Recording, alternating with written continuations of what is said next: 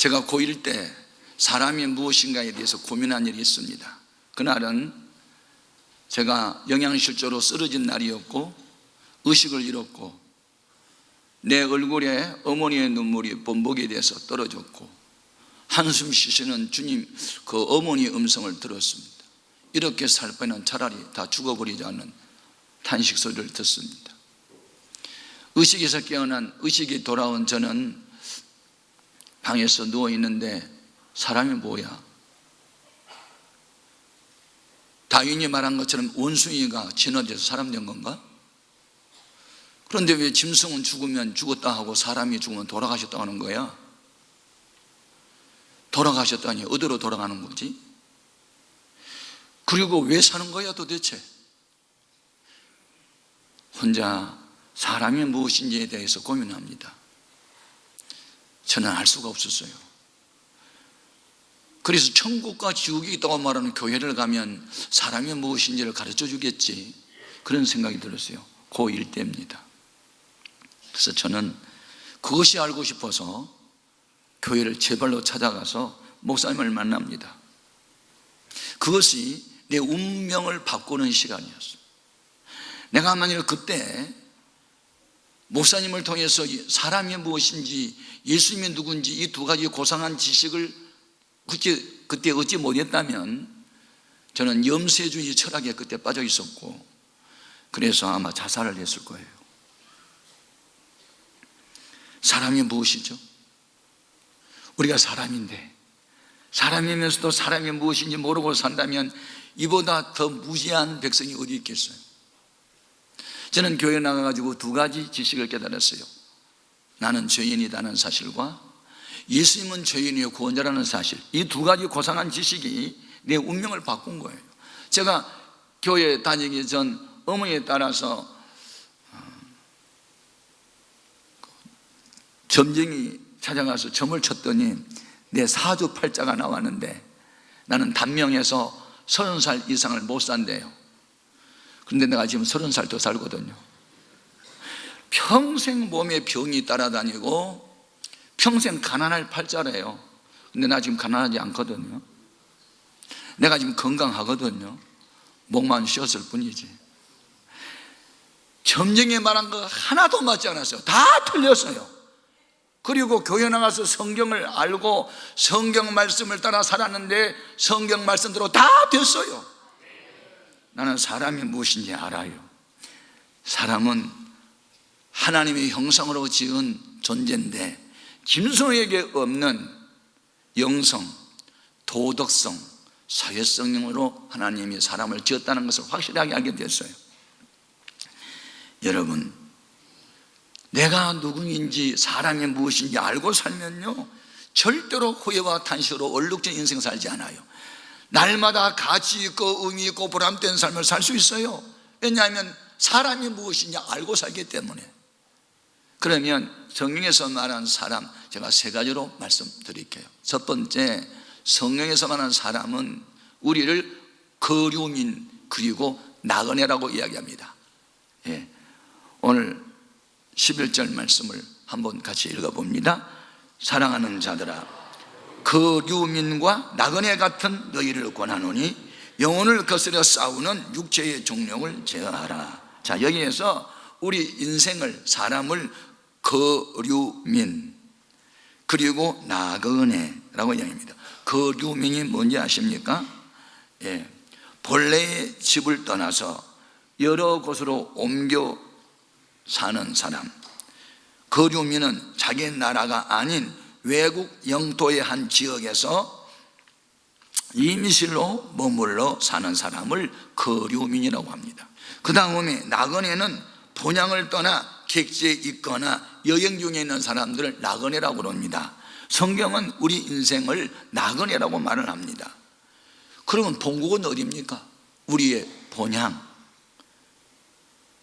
사람은 자기가 태어난 곳, 거기를 보통 본국이라고 말합니다. 그런데 맨 처음 사람이었던 아담과 하와의 본국은 하나님 나라였습니다. 왜냐하면 하나님이 사람을 만들었으니까. 그래서 우리가 이 세상에서의 삶은 본국이 아닌 외국에서 잠깐 머물러 사는 거류민으로 나그네로 성경은 이렇게 이야기하는 거예요.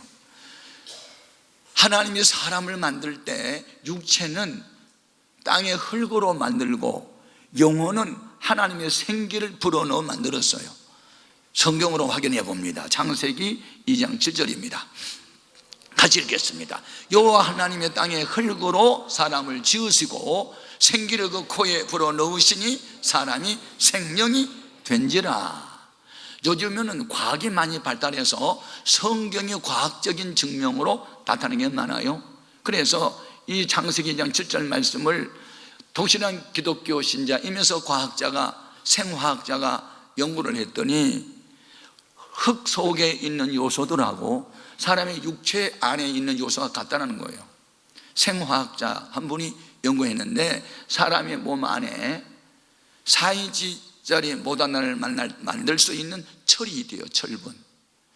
그리고 성냥을 3각 정도 만들 수 있는 인이 있고 비누를 5개 정도 만들 수 있는 지방이 있고 그 다음에 세장 하나를 청소하면 석회질이 있는데 이런 것을 다 화공 처리해가지고 값으로 따져봤더니 2불 70센트가 나왔대요. US 달러로. 우리나라 돈으로 3,000원.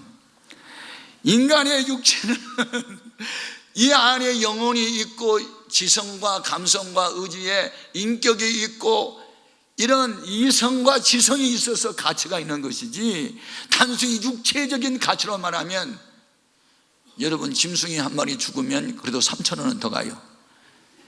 그런데 사람이 죽으면 그 육체적 값은 너무 형편없는 거예요. 살아있을 때 가치가 있지 죽으면 이런 정도예요. 그런데 인간의 이 육체를 흙으로 지었기 때문에 죽잖아요. 그러면 썩으면 흙으로 돌아가요. 흙의 성분과 육체의 성분이 같은 거예요. 그러나 인간 속에 알맹이는 이 육체가 아니고 영혼이에요. 아멘. 이 영혼은 하나님의 형상으로 지었대요. 하나님의 형상은 진선미예요. 진실과 선함과 아름다움. 그것을 인간에게 있는 동일한 속성인데 또 비윤리적 속성이라는 게 있어요. 하나님만 고유하게 갖고 있는 거, 그것은 전지성, 전능성, 영원성, 불변성, 그 다음에 편재성. 하나님은 어디든지 계세요. 근데 인간의 마음은요 육체와 달라요. 육체는 시간과 공간의 제한을 받아요. 지금 천학정 목사는 헤어롬교에서 설교하고 있지만 동시에 이 시간에 미국에서 설교할 수 없어요. 육체가 제한을 받아서. 그러나 나는 0.01초 안에 전 세계를 내 마음으로 여행할 수 있어요. 그래서 인간의 영혼이라는 것은 제한을 받지 않아요. 인간의 마음은 제한을 받지 않아요. 시간과 공간을 초월해요. 그것이 바로 하나님의 속성인 줄 믿습니다. 그래서 인간이라는 존재는요 유한한 존재이면서도 무한한 존재다. 인간의 육체는 유한하지만 인간의 영혼은 무한하다는 겁니다. 그래서 하나님이 인간을 지으실 때 육체와 영혼으로 지었는데 짐승에게는 영혼이 없어요. 영혼을 사모하는 마음이 없어요. 영은요 종교와 관련이 있어요. 하나님을 경외하고 찬양하고 싶은 그것, 하나님께 예배드리고 싶은 마음은 인간에게만 있어요. 그리고 죄를 지으면 양심의 가책을 받고 가슴을 쥐고 우는 건 사람밖에 없어요. 짐승이 쥐 짚고 우는 거 봤어요? 싸울 때 고함만 질르지 짐승은 아니에요. 인간에게만 있어요. 인간에게만 도덕이 있어요. 인간에게만 종교 심리가 있는 거예요. 그것이 바로 하나님을 믿으라는 그것을 처음부터 주신 줄로 믿습니다. 그래서 인간은 하나님을 만나기 전에는 늘 외로워요. 목자 없는 양, 부모 없는 고아처럼 늘 외로워요. 그래서 인간은 영적인 존재이기 때문에 하나님을 만나기 전에는 늘 공고하고 이 세상에 어떤 것으로도 만족감이 없어요. 사람들은 뭘 좀 많이 가지면 그 소유가 행복을 줄 알지만 그렇지 않아요. 돈 많은 부자도 지식 많은 박사학위를 가진 교수도 투신 자살을 하고요. 유명한 연예인도 죽어요. 돈 많고 명예 있고 지위 있어도. 영이신 하나님을 만나기 전에는 모든 것이 바람을 잡는 것처럼 헛되고 헛되다고 솔로몬은 이야기합니다. 전도서 1장 14절을 봅니다. 내가 해 아래에서 행하는 모든 일을 보았노라. 보라, 모두 다 헛되어 바람을 잡으려는 것이로다. 지혜를 구하고 지식을 많이 얻었어도 그 지혜와 지식이 오히려 번뇌를 가져오는다고 했습니다. 전도서 1장 18절인데요 같이요. 지혜가 많으면 번뇌도 많으니 지식을 더하는 자는 근심을 더하느니라. 식자우환이라는 말이 있어요. 아는 것이 병이야. 차라리 모르면 편안한데 뭘 알아가지고 고민해. 그러니까 지식도 명예도 권세도 주의도 재물까지도 인간을 행복을 주는 것이 아니에요. 없는 것보다는 좀 낫겠지만 그러나 완전한 행복은 없어요. 왜냐하면 인간은 영적 존재이기 때문에 영이신 하나님과 교제를 하고 교통이 이루어지고 하나님이란 평화를 얻어야 진정한 사람의 모습으로 변하는 줄로 믿습니다. 그래서 우리가 세상에 태어날 때 아무것도 갖고 오지 않았고요, 갈 때도 아무것도 못 가져가요. 다만 이 생에 머무는 동안에 하나님의 뜻을 따라 살면 하나님이 먹을 것도 주고 입을 것도 주십니다. 자, 디모데전서 6장 7, 8절 같이 읽겠습니다. 우리가 세상에 아무것도 가지고 온 것이 없음에 또한 아무것도 가지고 가지 못하리니 우리가 먹을 것과 입을 것이 있은즉 족한 줄로 알 것이니라. 아멘. 자, 우리가 빈손으로 태어났는데 빈손으로 가는 나그네임을 꼭 기억합시다. 사람이 무엇이냐? 거류민이고 나그네다. 두 번째, 사람은 무엇이냐?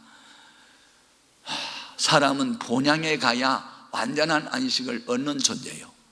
거류민 나그네는 잠깐 쾌락은 있을지 몰라도 완전한 안식은 본향에 가야 얻어요.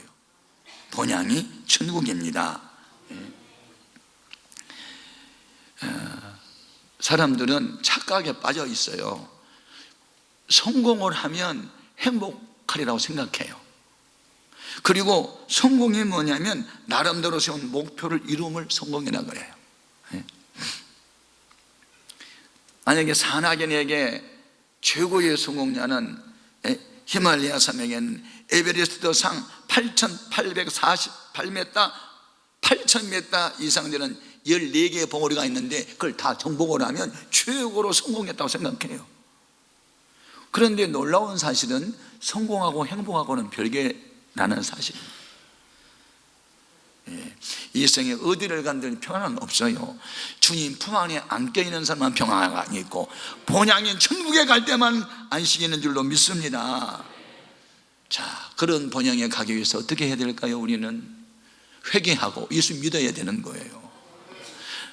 자, 누가복음 19장에 나온 이야기인데요, 예수님 당시 여리고 성에 세무서장 삭개라는 부자가 있었어요. 그가 부자가 될 수 있었던 것은 부정축제했기 때문이에요. 그때 당시에 로마 식민 통치하에 있었던 이스라엘 백성은 그 세무서장들이 세금을 걷어가지고 일부만 갖다 상납을 하고 일부는 자기가 가졌어요. 그래서 이스라엘 사람들은 세리들을 가리켜 허가낸 도둑놈들, 매국노, 로마의 앞잡이, 민족의 반역자 이렇게 아주 왕따를 시켜버렸어요. 그러니까 이 삭개오는 돈은 많은 부자였지만 세무서장이었지만 늘 외로웠어요. 그런데 소문이 들려요. 예수라고 하는 분이 이 땅에 오셨는데 그분은 죄인의 친구가 되고 창녀들하고도 식사를 같이 하고 그런다는 얘기를 들었어요.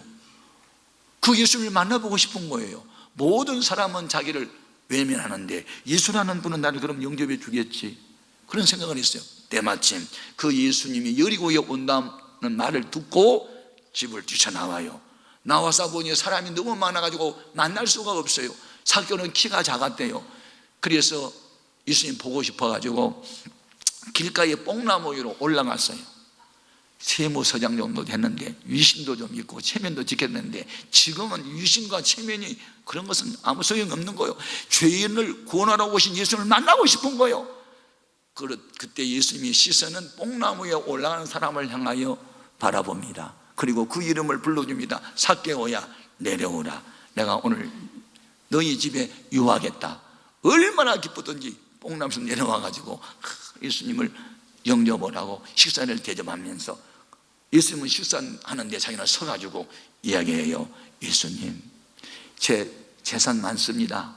다 팔아가지고 절반은 가난한 사람에게 주겠고요, 불의한 방법으로 사람을 속여서 빼앗은 재물에 대해서는 내가 사과값제를 갚으겠습니다 하고 지난해 삶을 정리하고 회개합니다. 그러자 우리 예수님이 오늘 이 집에 구원이 이르렀다, 이 사람도 아브라함의 자손이다, 나는 이렇게 잃어버린 자를 찾으러 왔나라고 말씀하고 삭개오는 그날로 구원을 받습니다. 말씀으로 확인해 봅니다. 누가복음 19장 7절 이해합니다. 같이요. 무사람이 보고 수군거려 이르되 저가 죄인의 집에 유하로 들어갔도다 하더라. 삭개오가 서서 주께 여짜오되 주여 보시옵소서, 내 소유의 절반을 가난한 자들에게 주겠사오며 만일 누구의 것을 속여 빼앗은 일이 있으면 네 갑절이나 갚겠나이다. 예수께서 이르시되 오늘 구원이 이 집에 이르렀으니 이 사람도 아브라함의 자손이미로다. 인자가 온 것은 잃어버린 자를 찾아 구원하려 함이니라. 아멘. 여기서 중요한 말씀이 있어요. 오늘 구원이 이 집에 이르렀다. 구원은 세상 떠난 뒤에 받는 게 아니고 오늘 이 자리에 예수 영접하면 오늘 구원받습니다. 내일은 내 날이 아니에요. 오늘만 내 날이에요. 오늘 예수 영접하면 신분이 바뀝니다. 천국의 시민권자가 되는 것이지요. 그리고 이 세상에서도 천국을 맛볼 수가 있어요. 아멘입니까?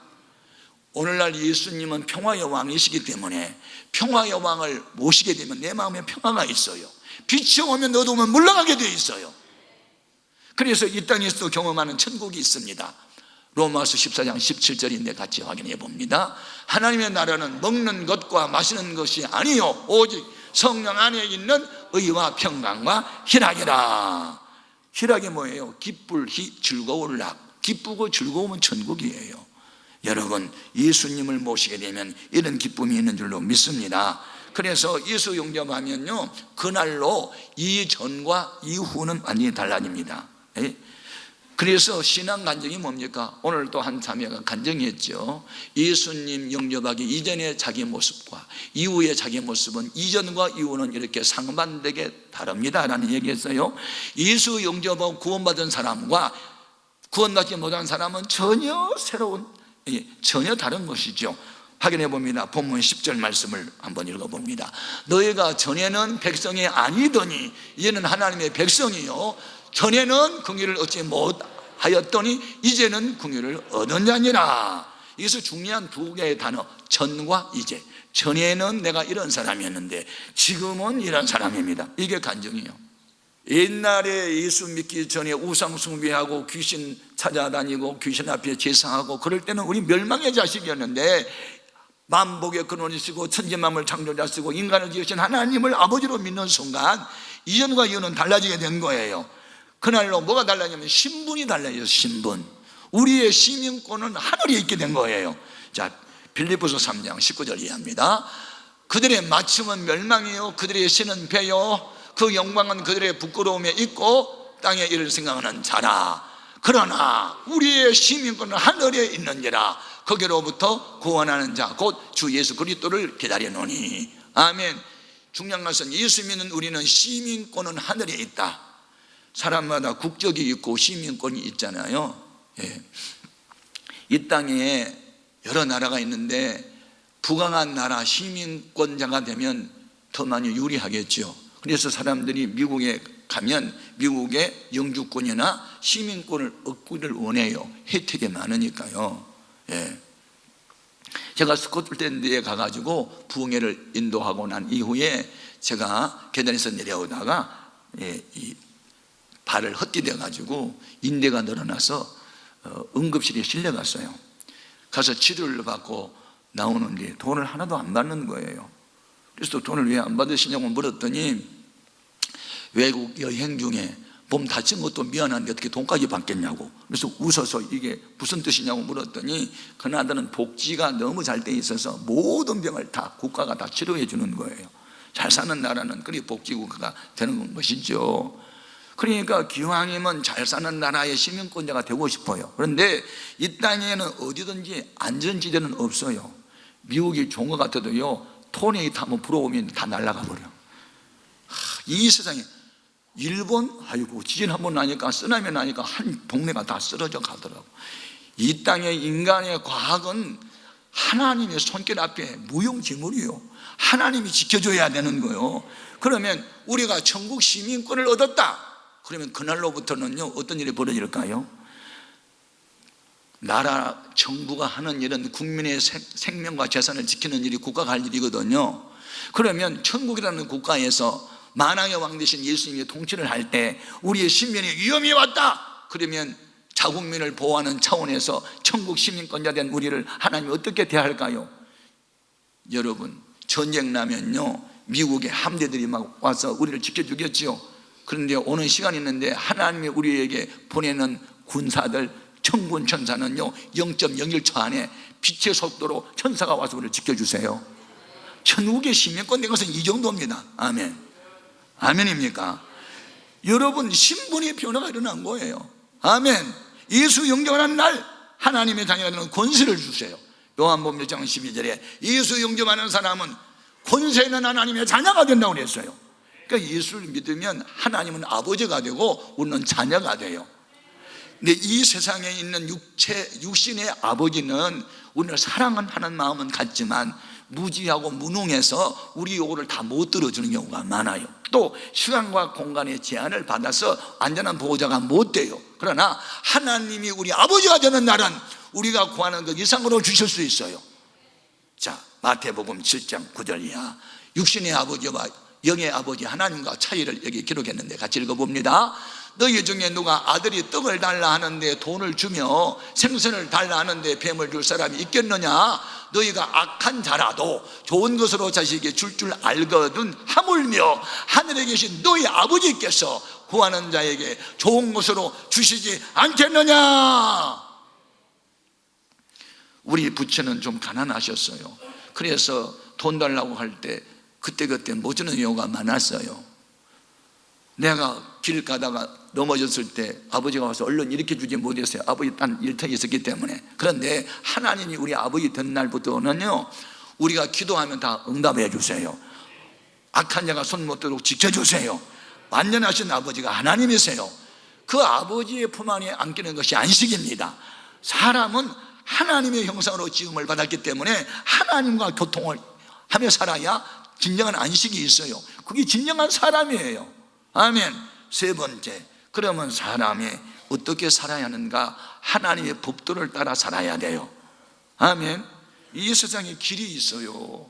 배가 가는 길을 해로, 비행기가 가는 것을 항로, 자동차가 가는 것을 도로, 사람이 가는 길을 인도.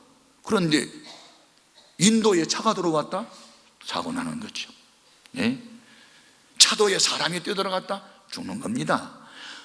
마찬가지예요. 하나님은 모든 생물을 창조하시고 생육하고 번성하고 행복하게 살 수 있도록 하기 위해서 일정한 영역을 정해 주었어요.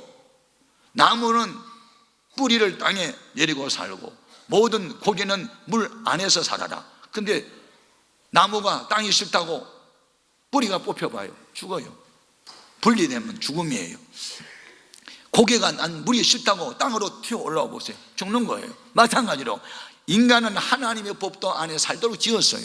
하나님 말씀 따라 살도록 명령을 하셨어요. 근데 인간이 하나님 말씀을 거역하고 불순종함으로 물 떠난 고기처럼 되었기 때문에 인간에게는 큰 환란이 오게 됐어요. 인간이 불행해진 근본 원인, 하나님을 떠남에 있어요. 확인해 봅니다. 시편 107편 10절 이하. 사람이 흑암과 사망의 그늘에 앉으며 공고와 서서설에 매임은 하나님의 말씀을 거역하며 지존자의 뜻을 멸시함이라. 그러므로 그가 고통을 주어 그들의 마음을 겸손하게 하셨으니 그들이 엎드러져도 돕는 자가 없었다. 정말 우리 가족, 우리 집안 예수 믿기 전 조상신 앞에 제사하고 무당벌로 다 굿하고 춤추고 그때 너무 가난했어요. 집안에 환자가 끊어지지 않았어요. 근데 예수 믿고 난 이후에 이 가난의 저주와 질병의 저주가 떠났어요. 흑암과 사망의 그늘에서 벗어났어요. 하나님을 떠난 인생, 흑암과 사망의 그늘에 앉는다. 여기에 흑암이라는 말은, 흑암은 한문이죠. 거물흑, 어두울 암, 검고 어둡다. 단순히 말하면 희망이 보이지 않은 절망 상태를 말한 것이고, 공고와 서서설에 메었다. 이것은 전쟁의 패배자가 쇠사슬에 묶여가지고 끌려간다, 그런 뜻이에요.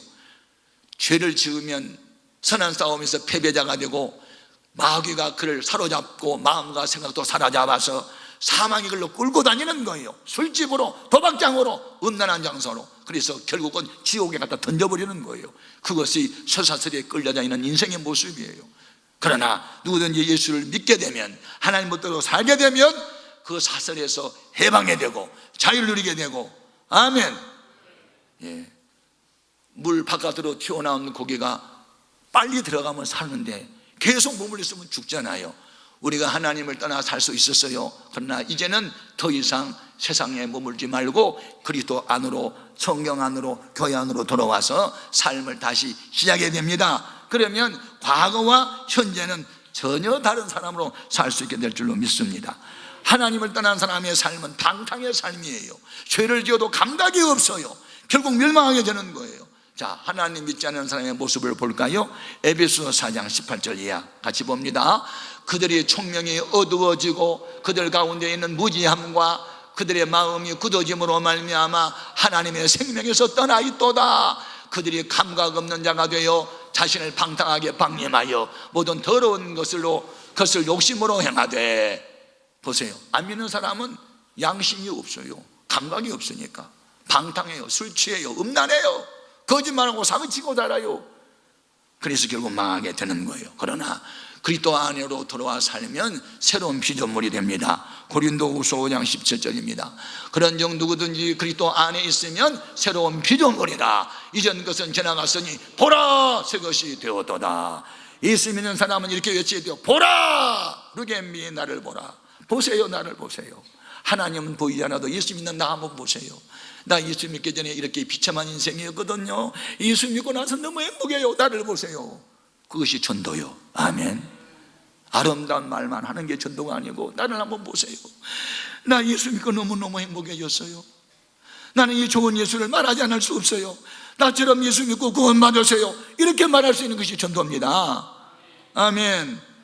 그래서 예수 믿기 전에는 내가 어두움의 인생을 살았는데 예수 믿고 난 뒤에 나는 빛의 자녀가 되었다. 이것이 간증입니다. 에베소 5장 8절. 너희가 전에는 어두움이더니 이제는 주 안에서 빛이라. 빛의 자녀들처럼 행하라. 아멘.